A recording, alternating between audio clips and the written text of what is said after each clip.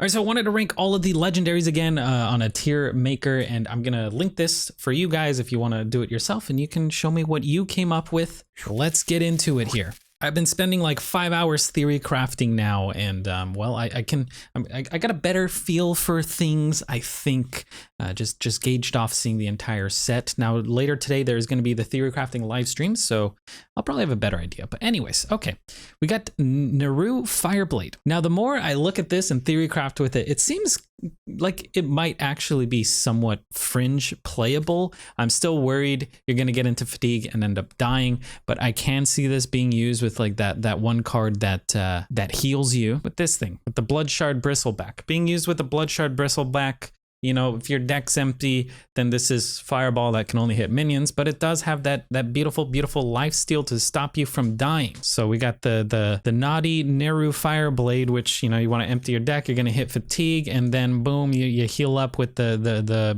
Bloodshard Bristleback. Is that enough? I'm not really sure, but we also have Soul Rend to help us thin our deck out. We got Ticketus if we want to hit our own deck or maybe our opponent's deck. We also have Altar of Fire.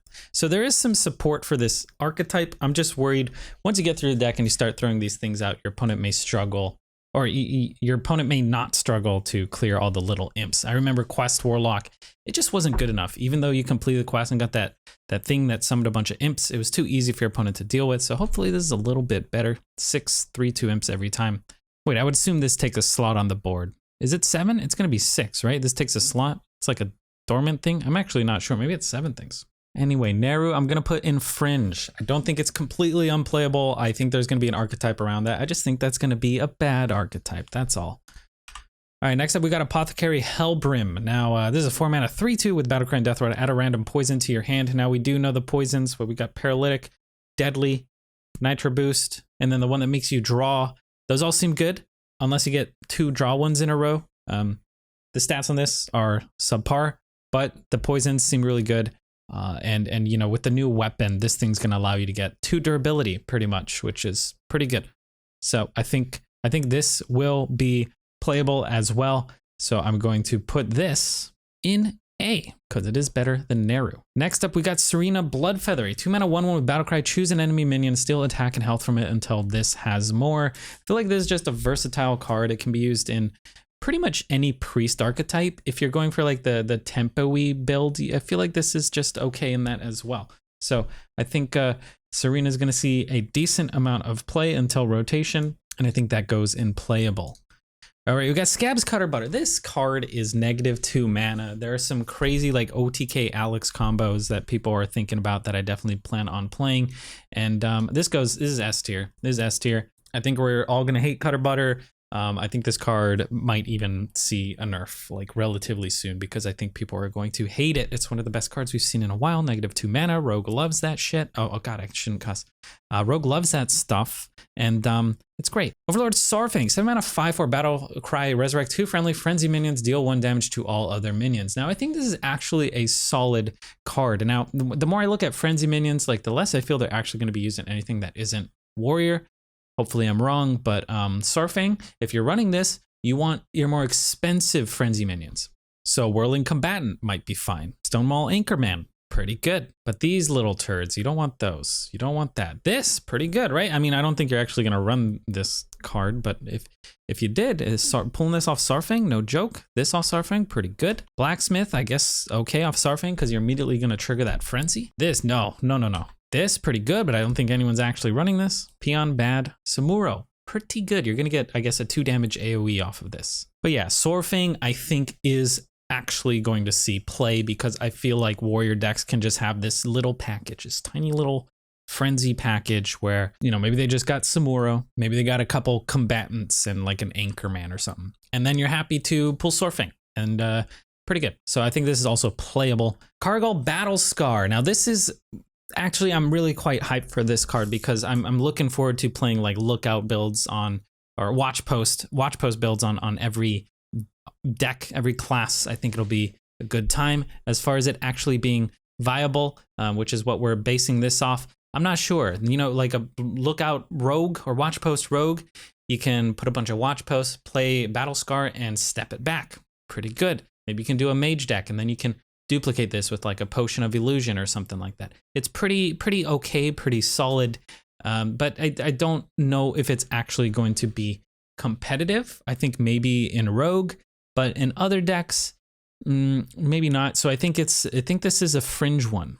I'm gonna put it here. I was too nice to cards last time. It's very, very bad of me. So I'm gonna be a little meaner here. We got Xyrella, a 4-mana 4/4 battlecry. If you restored health this turn, deal that much damage to all enemy minions. I feel like this is gonna be in like all priest decks. I feel like this is very, very good. I think it's powerful tier, S tier.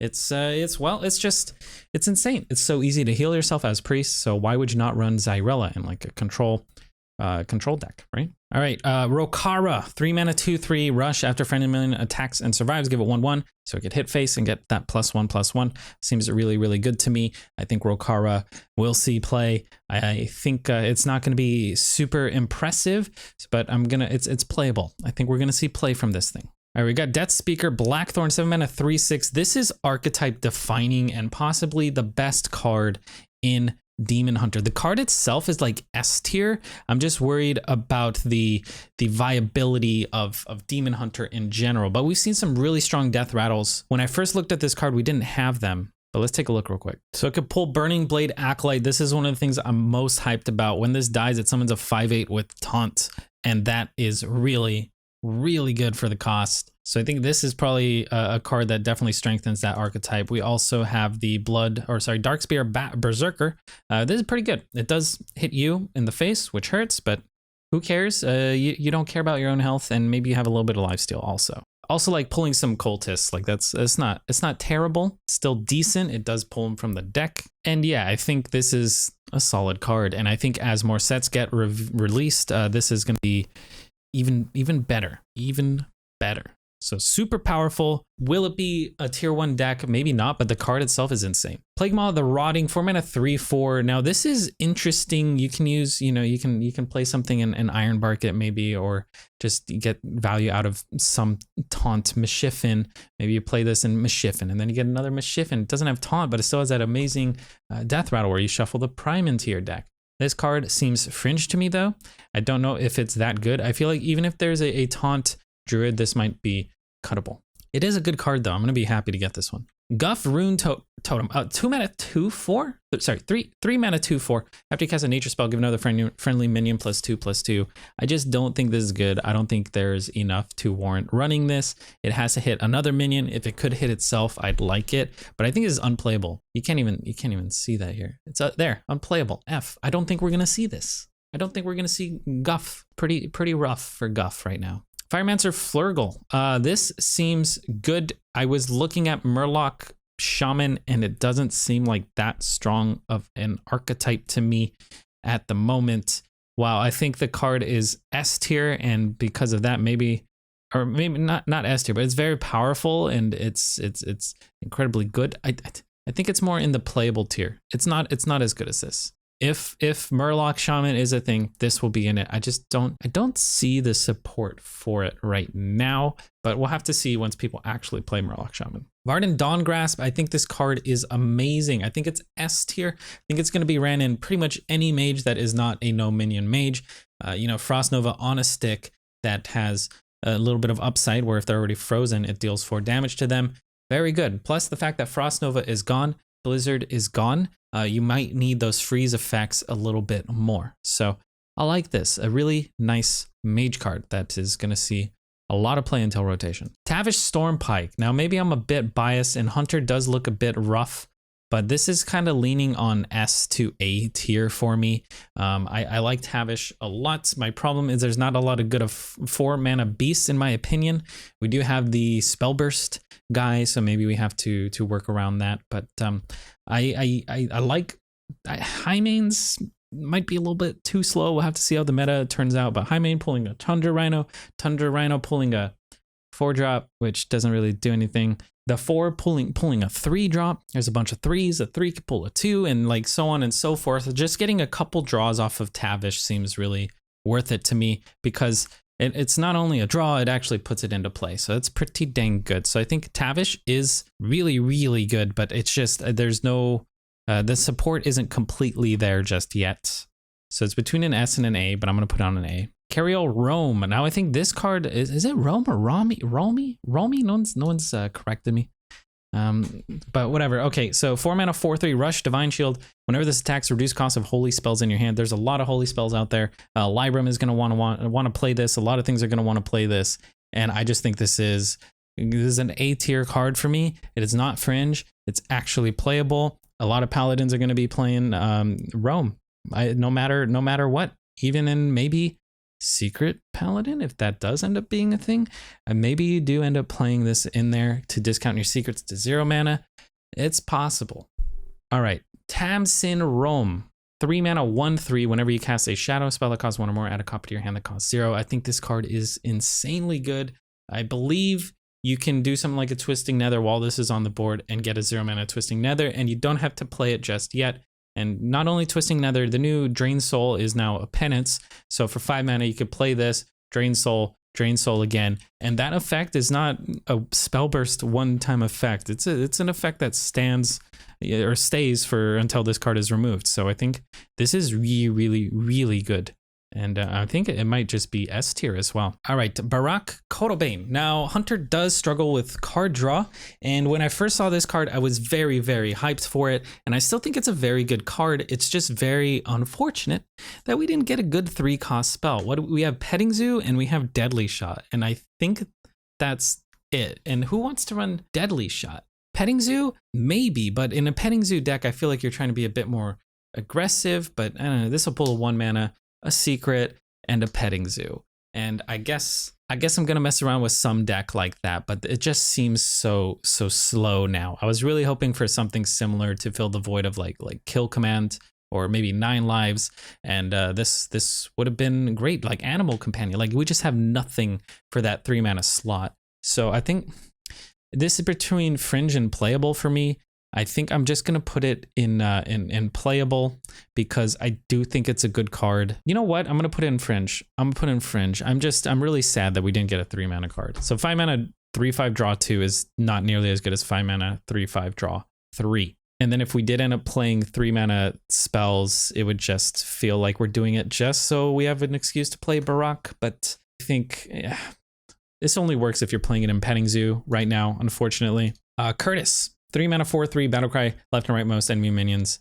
Attack left and right most enemy minions. Outcast immune this turn. Now seeing the rest of the Demon Hunter cards, I just don't think it's going to be playable. Is it fringe? Fringe or playable? It's like it's between these two for me. I'm gonna put it in fringe. I'm trying to be a little bit rougher with these, you know. Mordresh Fire Eye. Now the more I mess around with these mage decks, the more this seems pretty dang good. And there's the combo you can Mordresh. Mana Biscuit, Potion of Illusion, and then 1 mana Mordresh, Potion of Illusion, 1 mana Mordresh, and that's 30 damage over 2 turns. Plus, you know, you can ping that turn as well. So I think this is actually super good. I think this is playable. I don't think it's S tier, but I do think it's going to see a lot of play. Mage did lose a lot of survivability, I think, because they don't have, you know, the freeze effects that they once did. But they're gonna try. Oh, they're gonna try and freeze you and just Mordresh combo you. I'm sure of it. Cannon Master Smithy. I was really excited for Secret Paladin, and now honestly, I'm just not. This is fringe tier for me. This is just. I don't think it's gonna be a good deck. I was trying to build one, and every way I just built it, I was like, this does not seem good. This doesn't seem good. I just feel like I'm trying to make it happen. It's just not there. It just feels bad, man. It just feels bad to play secrets in a Paladin deck. I think maybe if Desperate Measures was still there, it might be okay, but it's not. And so I think this is fringe, not very good. Kazakis Golem Shaper. Now we still don't know exactly what these do, or I don't, maybe you guys do.